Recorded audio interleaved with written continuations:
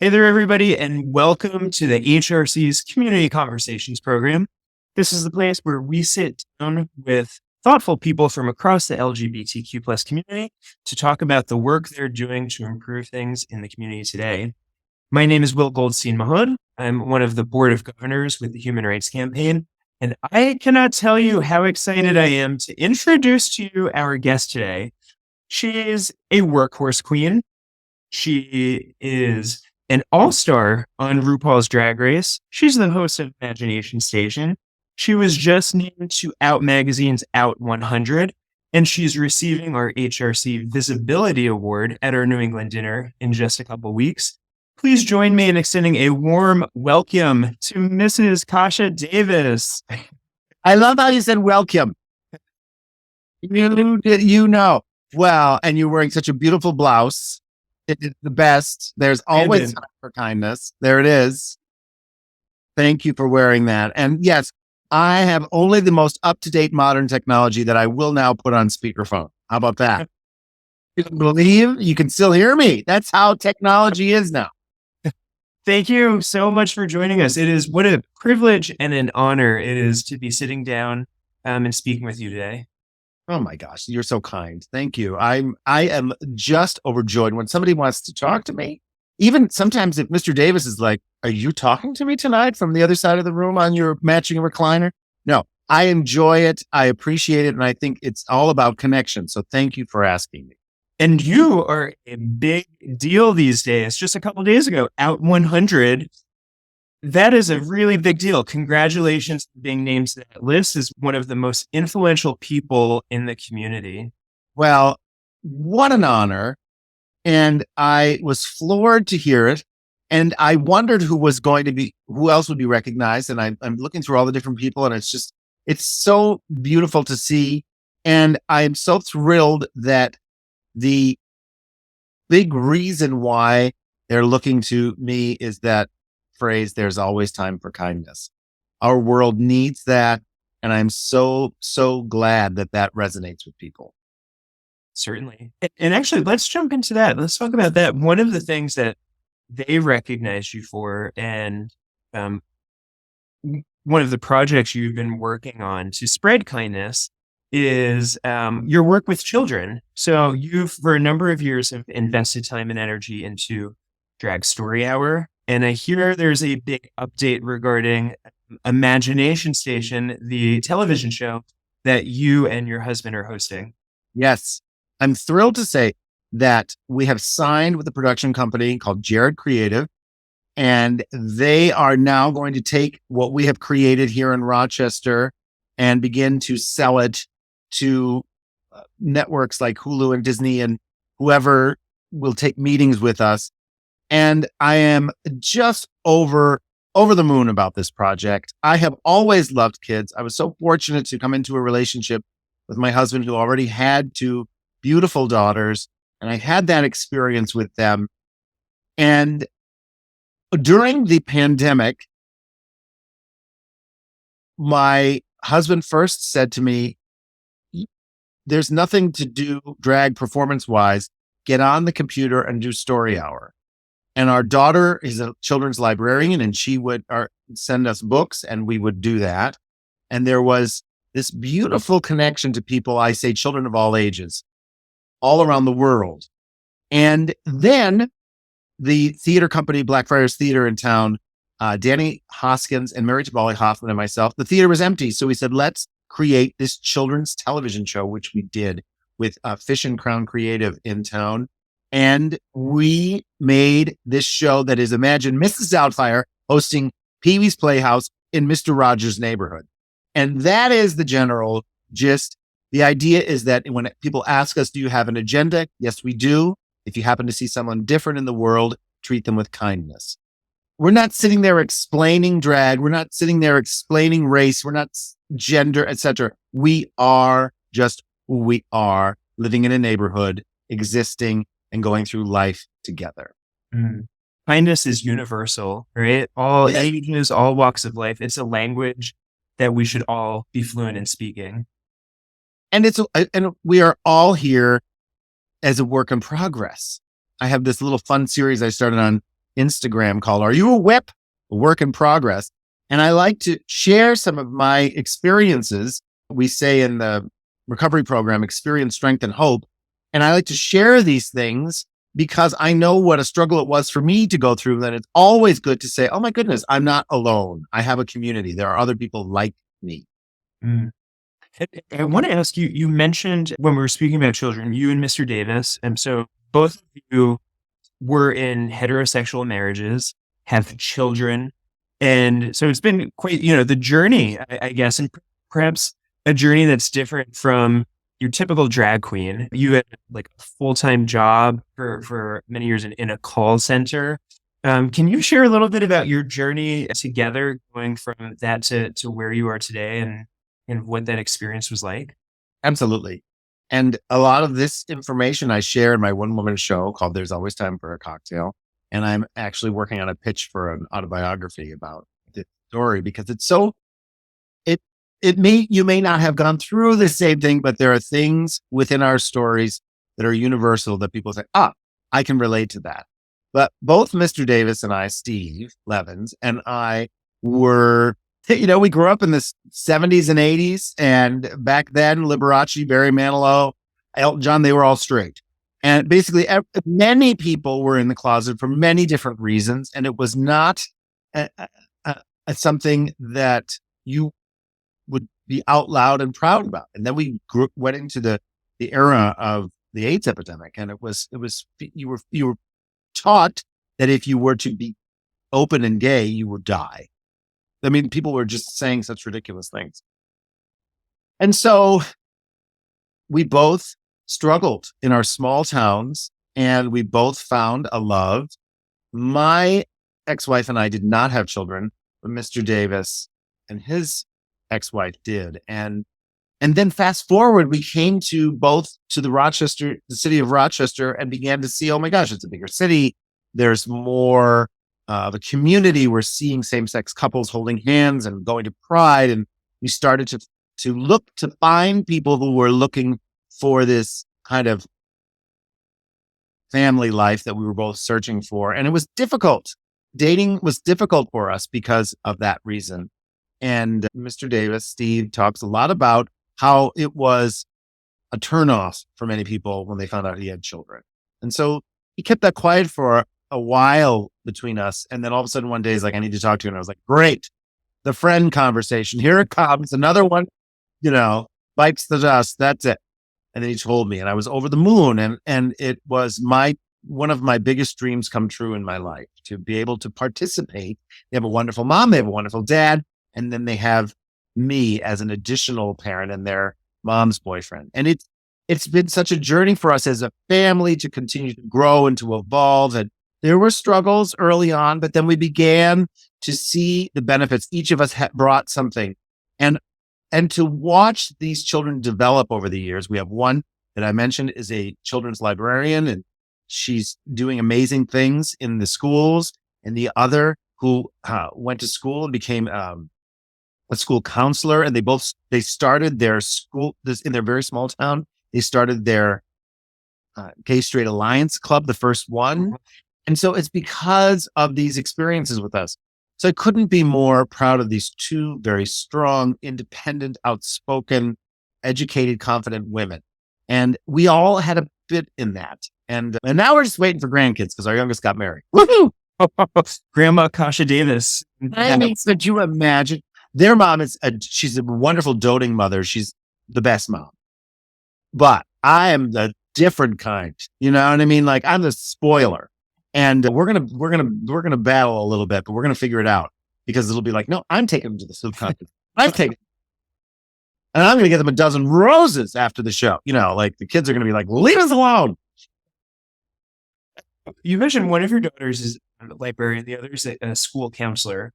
And in addition to all of the many things I said up front, workhorse queen, drag race at 100, you're also taking on a new job in school as well. Did I hear that you are starting a new job as a college professor teaching drag? Professor Davis. Well, an adjunct professor. My production partner, Danny Hoskins, is he works at the school. He's an educator there, a theater teacher, and he has invited me to do some college bingo and then to do my one woman show next week at SUNY Brockport. And we were in conversation. I said, there's some schools that teach RuPaul's Drag Race. And he said, let's do a drag course. What? A dream come true. And so we're going to be able to pull from, of course, drag history, and we're going to pull different videos, and we're going to be able to use some of the connections that I've made. And so there'll be one part drag history, one part how drag affects culture and how you choose different ways of doing drag, whether it's political, whether it's entertainment, et cetera, et cetera. And then if they should choose to perform, some can perform, and then others can work on the marketing, and we'll do a fundraising show at the end of the course. And I'm thrilled to be a part of this. And it's the first that we're doing this. So it's going to evolve and change, but I'm excited to be able to share this information and to celebrate drag and to, my goodness, the thought that I would be entering, and I'm going to show up in drag a couple of times for the course too, just to keep it interesting. Not that it's not going to be interesting, but just all of a sudden, Mrs. Kasha Davis walks in and she's got her briefcase. And so it will be, we'll be opening up so many different conversations. And I'm just so excited to be able to have this kind of visibility in comparison to just even when I first started in 2004, when you had to go out late at night, you had to hide, and God forbid anybody saw you in the store dressed in drag or on the news. I mean, it would just be unheard of. And so it's an art form, and we want to talk about it as an art form, just like music and theater. It has, some of it is acceptable for children, and some of it is more R-rated, and expanding our knowledge about it so that we consider it more of an art form versus just this sort of fringe nightclub entertainment. I am a little bit wrinkled because I remember my electives were oceanography. There was no drag course. You're going to sell, there's going to be a wait list for this course that you're going to earn college credits by producing or performing in a drag. Come on. How fun is that? It's going to be fun. Yeah. And it has the theater aspect. It has the aspect now in our world where so many people are fighting for their rights, our trans brothers and sisters, where of course we'll talk about the difference between the idea of a drag queen and someone who is identifying as transgender. And so all of these different conversations, I'm sure the students will have their own personal experiences and will utilize the internet and utilize other experts and people who are living these situations and these lives and be able to share that and just open people's minds. And I'm so excited to be a part of it. Oh yeah. And if I ask you, you started drag in 2004. It can be easy to focus just in the community of like, yeah, there's many struggles that the community is facing, but simultaneously, there's so much progress that the community has made. Would you have ever imagined 20 years ago that you would be teaching a drag course? No. And I always got, my drag room was always in a basement, but now it's got lights and Zoom and things. And drag is spreading all over the world because people are celebrating their individuality, their light, who they are more now than ever. And it is absolutely ruffling feathers. But the fact that it's ruffling feathers may lead, hopefully, to a productive conversation, maybe an argument that will end up in a resolution that people can see a little bit of each other's sides. But the bottom line is we're opening minds. We are making progress. It's hard to see when we see some of the hard things that are happening with regard to drag and the narrowed hate towards our trans brothers and sisters. That's what it is. We'll deflect it by calling out the drag queen, but that is where people are very angry and confused, and there's so much misinformation out there. But the good news is that we are making progress, that things are being overturned where laws are attempted to be made. And yes, it's not 100%, but it is, I believe, of focusing on what what good things are happening. And so I'm thrilled about it. And I don't want to see anyone hurt. I don't want to see, of course not. But part of this process is unfortunately uncomfortable, but we are getting there. And I do have to say, I know that it sounds like I'm paid to do it, but I'm not. There's no more contract or anything, but I do have to say there's a very large portion of this accolade that goes to RuPaul and that goes to World of Wonder for really pushing to be more mainstream, because that mainstream then created other things like We're Here and Dragula and so much more. And so it's saving lives. It's truly saving lives, because from somebody who lived in a closet, that depression, that fear, the idea that the world, including the most important people in your lives, your parents or your family or your siblings, may hate you and condemn you, or your church.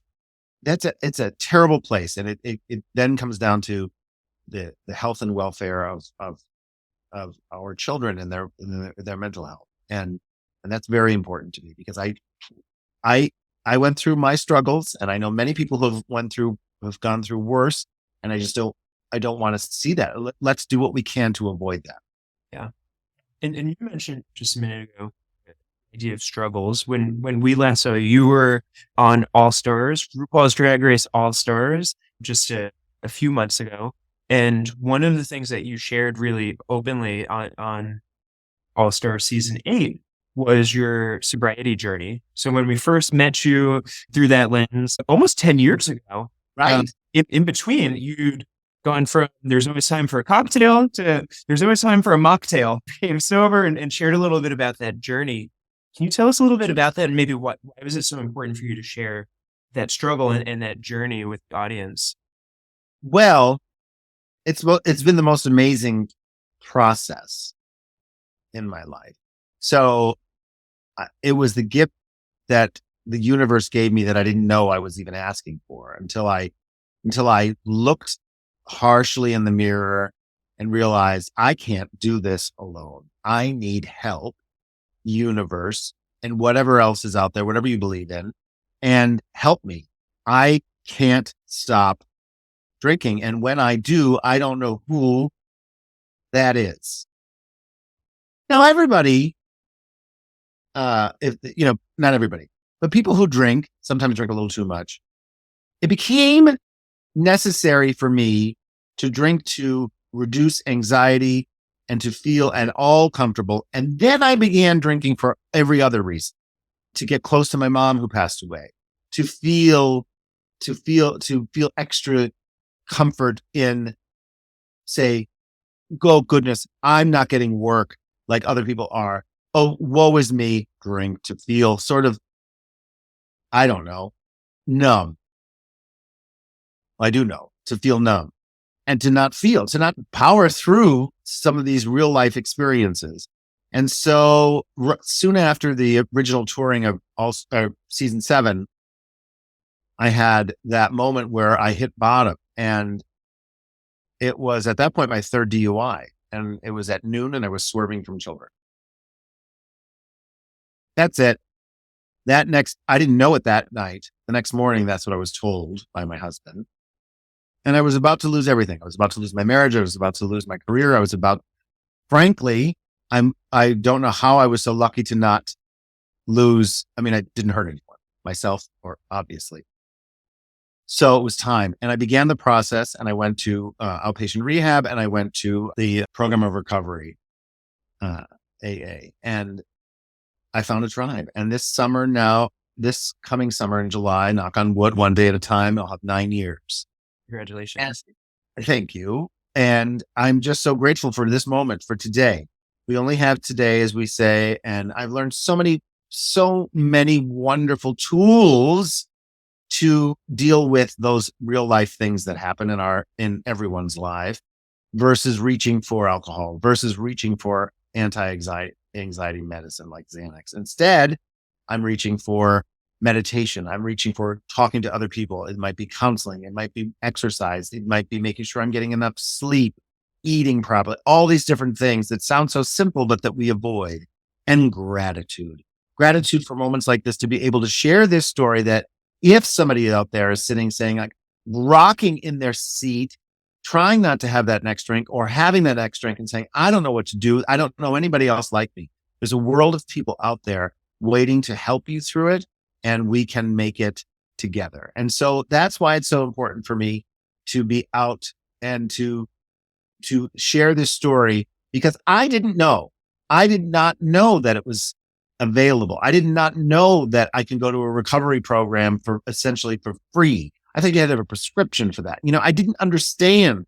I wasn't willing to hear. So I think the more open and honest I am about it, I'm hoping, and I know I get messages from people all over the world when they see that and they appreciate that fact that I am willing to be that open. I mean, there are no secrets. I'm not going to worry about the next job I get if they check online, because it's all out there. Yeah. It's all out there, and we are all a work in progress. And these scars, these times where we fall down are what make us stronger, or what help us to learn and to be the best that we can be. And this is the kind of stuff that I learned in those last, at that point, 8 years, that I was able to bring to All Stars. And I said, no matter what anybody suggested to me, I said, when I'm walking into that door, I'm going to say, my name is Mrs. Kasha Davis and I'm an alcoholic. Because the last time you saw me, I said there was always time for a cocktail, and I crashed and burned. But now, and of course I had a little joke. Oops, wrong meeting, because that's the kooky character. But the bottom line is that's what I am. And we're going to go from there. And it's been wonderful since. What role has your husband, daughters, your drag family, the gals up in Rochester, allies, how important was that in your recovery and continued recovery to have that support system in place? Oh, goodness. Well, first and foremost, at that point when I hit that rock bottom and I said, I am willing to give up Mrs. Kasha Davis, my marriage, my children, all this I was telling the universe for my sobriety, because I know that for me, it's that dangerous. So that was most important. And then as I began to learn the tools and learn more about what other people's struggles are and find gratitude, I began to have stronger relationships with my husband, our children, my sibling, my sisters, my drag sisters, my chosen family, where there was more authenticity. There was more willingness to take a look at my side of the street instead of always pour me a drink, or, oh goodness, look what happened to me. I tell a story that is so profound. And the bottom line is I had a terrible relationship with my father in all of my life. I never thought I thought we would both, one of us would leave first, obviously, this earth, and we would just hate each other. And it all had to do with how I perceived how he thought of me because I was gay. And because of my path in recovery, I was challenged to forgive him for my childhood. And I could not believe that my sponsor was asking me to do that. And so I believed, I'm going to do everything that these people are asking me to do, and I'm going to learn from it. And so I began that process. And then all of a sudden we started to talk to each other. And then all of a sudden he's leaving me messages like, I miss the sound of your voice. And the next thing you know, I'm able to say, I love you while I'm doing my makeup for a show. And he said, I love you too. What did we just do? I burst into tears. And the long story short, we were able to have a wonderful relationship before he passed. It was a very short period of time, but we were able to get right sized enough with our egos and be able to walk together. And I credit that. Now, not everybody I have to forgive everyone. No, sometimes it's just forgiving yourself, or sometimes it's just considering it. But that is something that each individual can work on their own. But I know for me that process helped tremendously, and I can't even believe. And so these are the gifts that sobriety has brought to me, and just a clearer mind to be able to do all the different things that I've been able to do in terms of a children's television show, a pending autobiography, the idea of the project at the school, and my one woman show, and all of these things. all just keep continuing to snowball because of that clarity. Yeah. Kindness, gratitude, forgiveness, community are powerful things. Yes, they are the essence of what my parents taught me. And then there were layers of confusion from them that they didn't know anybody that was living a happy, healthy life being gay and open. I mean, God forbid. My mother said to me, Mrs. Kasha Davis is a little bit of an imitation of my mother. And I think if Mr. Davis just heard that, he'd probably just crack up because it's a lot. Anyway, she said, "Oh, Eddie, you don't need to come out. Just, marry another woman and find another fella on the side." This is where they came from. Right. I'm not saying, there are all different paths and all different journeys, but this was the idea, like, stay in the closet, and so they just came from a time when it was different. And I think now I know my parents were both passed. I know now they're like, tell the stories, help other people. Let's not let them go through what we went through. I feel that. Yeah. And you're certainly doing it. Imagination Station, Drag Story Hour, Out 100. I mean, you're doing all of the things. You are not just an all-star drag queen. You were an all-star human and all the good things. Well, thank you very much. That was very kind. Mrs. Kasha Davis, thank you for joining us today. For folks who are not following you, where can we keep up to date on all of the great things you're doing? Well, my favorite app is Instagram. And so I'm the one on there, and I learned from Phyllis Diller and Joan Rivers. They said, I saw a documentary, you sign the autographs yourself, you respond to the letter. So that is me who responds. And Mr. Davis helps me with TikTok because I still don't really understand what's happening, but I'm getting better. And so, but of course, Instagram, Facebook, TikTok, and now Threads, because if you watched All Stars, you know that I'm really good at sewing. And apparently there's a community of people on Threads that together. No, that it's just a lame joke. But so that all of the social media is Mrs. Kasha Davis.